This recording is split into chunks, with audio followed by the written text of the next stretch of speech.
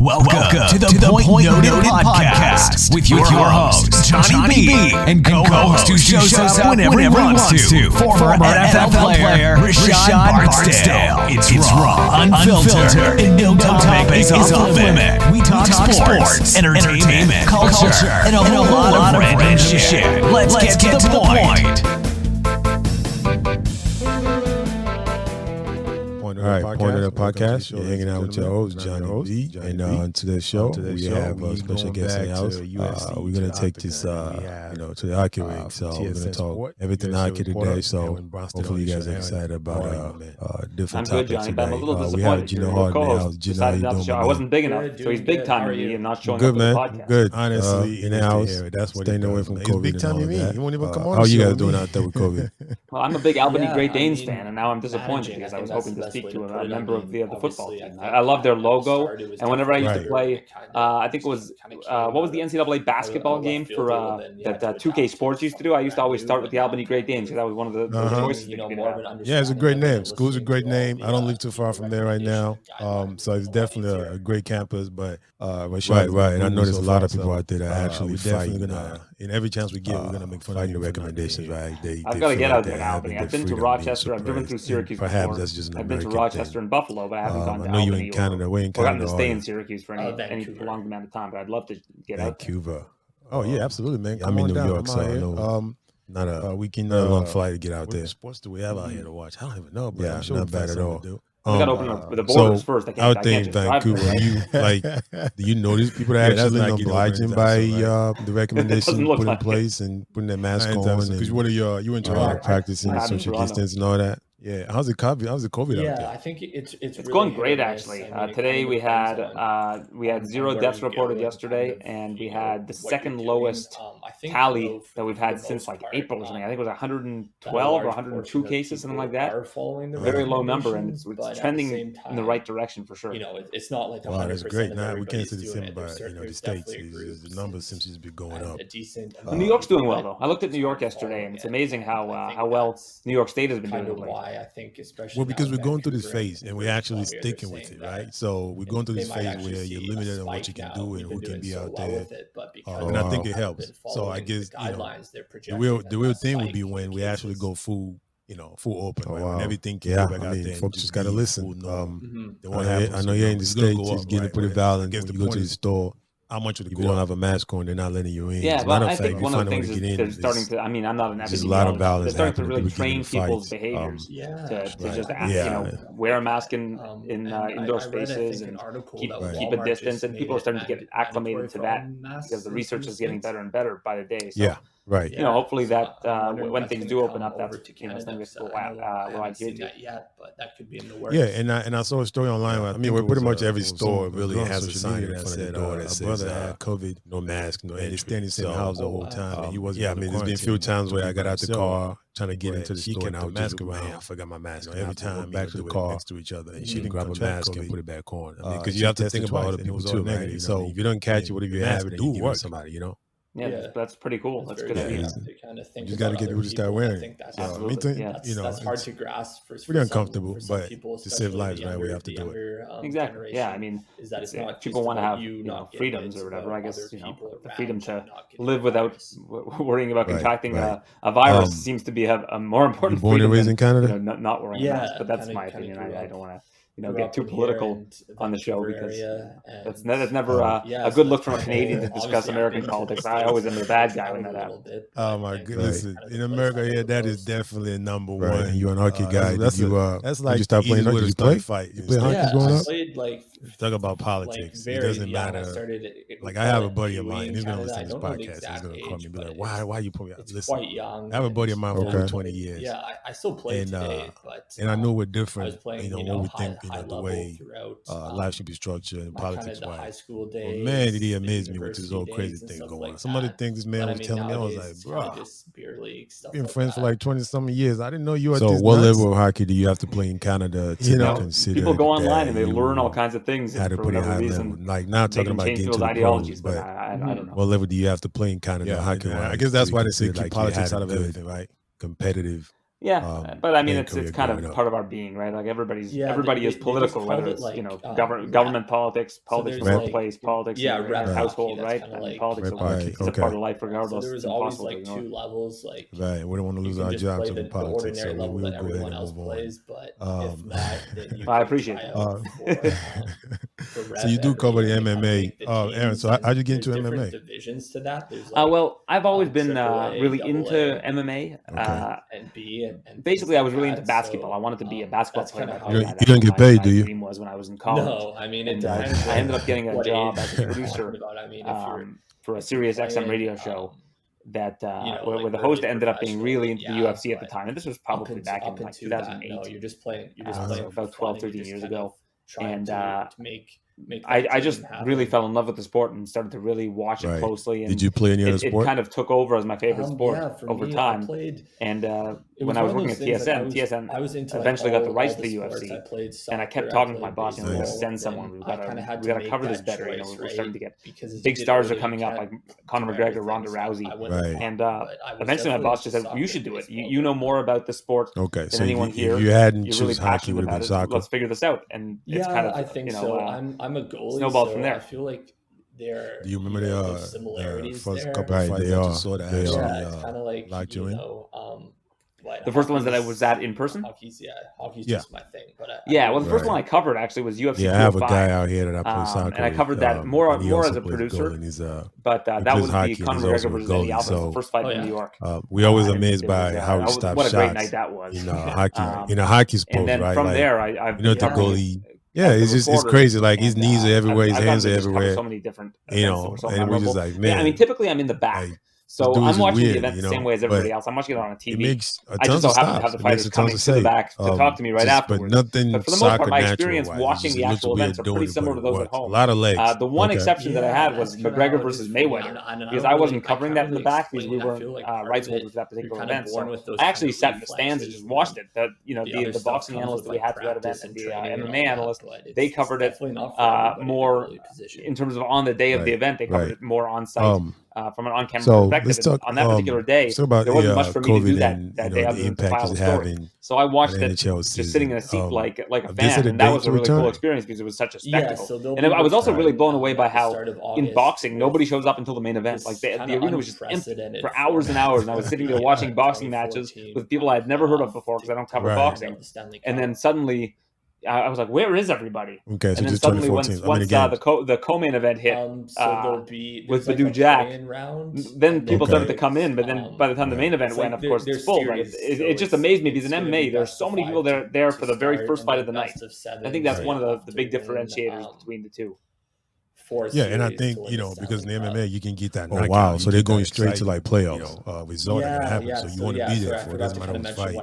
Anybody can get knocked out, and you're an excited fan. So there was like 10 games left in the regular season at the time. Look, I don't want to watch that. I want to watch the top fight. When you were there for that fight, though, how was that? What did you think about that fight? So how many days did the teams get, or should I say, how many weeks do they get to get ramped up before those games start? Like, do they have, like, are they going to get a chance to have the crazy thing about that fight is I was looking at the odds.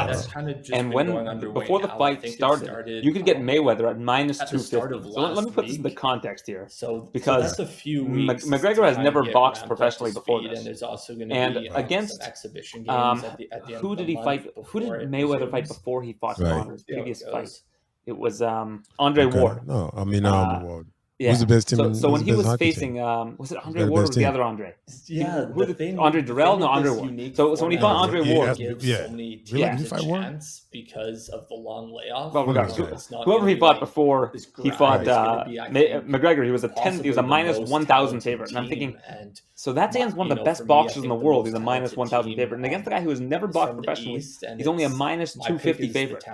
So. Like that's just. I was like, I called my wife. I was like, we should take out a second mortgage and just bet it on Mayweather. Like it just does not make any sense. Those are the odds. I think it's not that I didn't think McGregor had a puncher's chance of winning. Who knows? He's a bigger guy. Oh, that's good. That's good. We need some winnings out here. None of that really matters. I mean, technique. And when it comes to technique, Mayweather. I mean, of this generation, he's by far the best. Those two teams. So. That was what surprised me about. But I find that fascinating. And then when Conor was having a little bit of success early, it was cool to be in the crowd because people were going crazy. But a lot of people who cover boxing say that Mayweather was leading him and trying to like make the fight exciting, which I can believe because but you wonder what impact that would have on the team. You can kind of just you can dictate the pace of the fight. You can do whatever. Right. And the other funny thing about it is, if you look at the scorecards are obviously public information. There was a judge who gave McGregor more rounds against Mayweather than he gave Pacquiao against Mayweather, the same judge. So in the eyes of a judge, McGregor won more rounds against Mayweather than Pacquiao did, which is just, when you think about that, that's crazy. Well, I guess when I hear that, I'm thinking you got to drug test that judge. You have to. That's one, and for two, obviously Mayweather took Pacquiao a lot more serious than he did Conor. Everybody is adapting. And Conor did a beautiful job of getting that fight. I don't care what anybody said. For you to be an MMA fighter, never fought boxing before, you able to make that fight happen? Is it? Are they doing a bubble like the NBA is doing, where all the teams are kind of like he wasn't even knocked down in one area and you can't one of the greatest boxers doing that? Like you can say that's what McGregor had a great night that night, even though he lost basically. He won a round or two or whatever on some judges' scorecards, and a lot of fans were behind him and all that. But there was no losing for him that night. He was going to get paid a ton of money, and no matter what happened, even if he got knocked out in the first 30 seconds, for him to, like you said, be able to get that fight and be able to promote that fight the way that it was promoted, it's just it became one of the biggest sporting events of our time. Is they kind of had Las Vegas. Right. And speaking of Conor, though, the players are going to like it. I always appreciate guys that get things done, especially that other people can't do. In Nevada, the cases are just he's been able to do. I mean, every time he fights, he's obviously a showstopper. Right? Everybody wants to see it. He's entertaining, he's all of that. I mean, just talk about Conor for a second. Like, I mean, is there anybody else out there that can? But you wonder why does that matter if there was a spike in Nevada? Even there will be no fans at the game. You just saw the players, and they're going to be secluded somewhere. Why does it matter what the numbers is for that town, right? Because they're not going out there. How many real stars have there been in the sport? Like really transcendent stars. And I'd argue you could probably count them on one hand. And you got Ronda Rousey. I think GSP is. I'm not sure how much GSP crossed over much. I mean, he was in that Captain America movie. But you got Ronda, you got George St. Pierre. Those are like the two really stand out in terms of real crossover success. Chuck Liddell, I think, at a time was kind of one of these guys that where if you saw him, you knew who he was. Everybody's in a bubble because I think he's kind of one of those names. Brock Lesnar obviously was a massive name. He's a lot of them. But I think that really the only real three superstars in the history of the sport would be Lesnar. It's a hotbed right now. I think the NHL is going with the safest. I mean, and the thing about Conor is that he didn't really have anything unique going for him aside from being from Ireland. He was a male fighter in an established weight class. Ronda was the first kind of the pioneer of women's mixed martial arts along with Gina Carano. Carano was, by the time women came to UFC, Carano was not out. She was already active. Man, they're crazy over there. The government over there is just they're not playing around. Selling proposal was that she was female. She's the first great female fighter. Lesnar came from wrestling. He was a WWF champion, so he, or WWE champion, whatever you want to call it, probably both. For the NHL, and he had that kind of marketing value. And Conor was just a guy that came up. He came up through the regional scene in the UK. So that's kind of what makes him a special athlete, is that he was able to get this kind of star following just by the essence of his character, by how he fought, by calling his shots, by being able to win fights against guys where people thought that he was going to lose, beating Aldo in 13 seconds. Like he manifested his own success.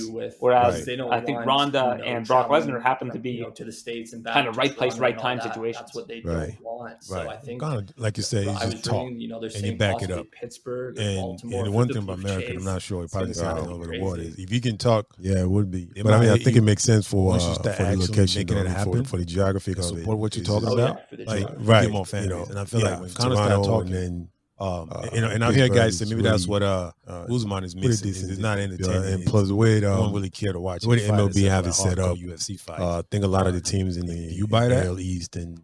About Usman? But again, I think it's kind of a boring fighter. Traveling, doesn't really close and small. So I think it makes sense for him to do that. But and it's kind of weird because the comparison that I make to him is GSP. I think him and GSP have a lot in common. And GSP was somebody who filled up an entire stadium, right?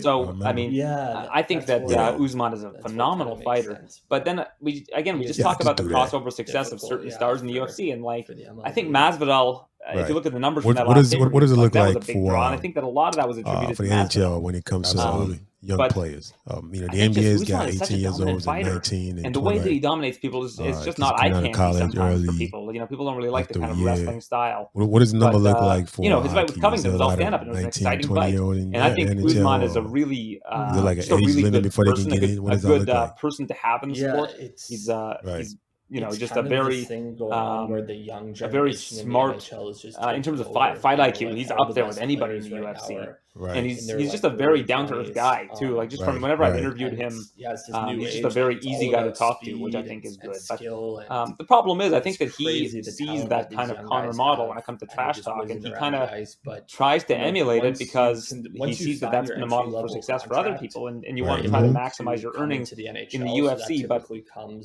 for him, I just think that if he just keeps winning and winning and winning, that success kind of comes into its own. And I think that he's going to have that success because I do think he's better than everybody else. They're already preloaded, and I think he's been proving that time and position, time again. and they want to give that player. I mean, I think Jones was kind of similar though, right? Not a lot of trash talking. Just get out there, get your job done, and then wait for the next one. And the thing Jones had going for him though is he had so much success when he was really young. I mean, he was the youngest champion of all time. So when you have that, again, you get kind of a unique selling proposal. But I think it's a little harder in Usman became a champion kind of late in his and they send those young guys down there to the minor leagues, and they might not come out for 5 years. I do think that one thing about the UFC is people want exciting fights, but if you're Usman, are you going to try to put on an exciting fight with Masvidal at the risk of getting knocked out and losing your title, or are you going to win by any means necessary? Like I think that you have to respect fighters that are willing to just be themselves, win by any means necessary, but that doesn't necessarily mean that they're going to be these crossover stars. I mean, it's just hard to be a crossover star. So I think your best bet is to just win and win dominantly, and that's what he does. I mean, all these other sports are looking so like Mayweather, right? Folks want to see him fight just so they can see him lose. Yeah, I mean, look, that's a great point actually. Mayweather's a boring fighter. If you ask me, I feel like and all of that.